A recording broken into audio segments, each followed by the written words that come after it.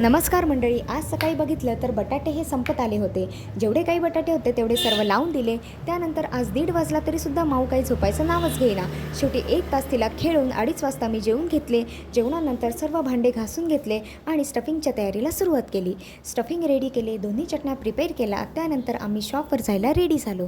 शॉपवर जाण्याआधी आम्ही देवाचा नमस्कार घेतो, देवाला नमस्कार करतो. माऊलासुद्धा मी नमस्कार करायला लावते, मगच आम्ही शॉपवर जातो. शॉपवर जाण्यासाठी निघताना मला आठवलं की पेपर बॅग्स तर संपल्या आहेत.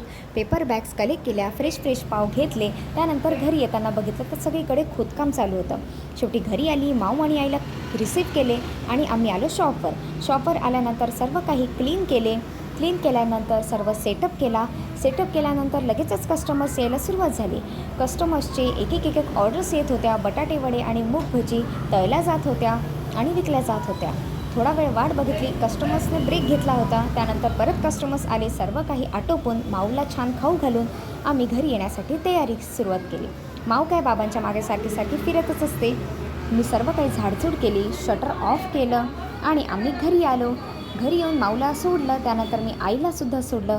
घरी आल्यानंतर सर्व काही भांडे धुवून काढले आणि मग मी बसली जेवायला. जेवण केल्यानंतर रात्री 12:15 वाजता आम्ही झोपायला गेलो.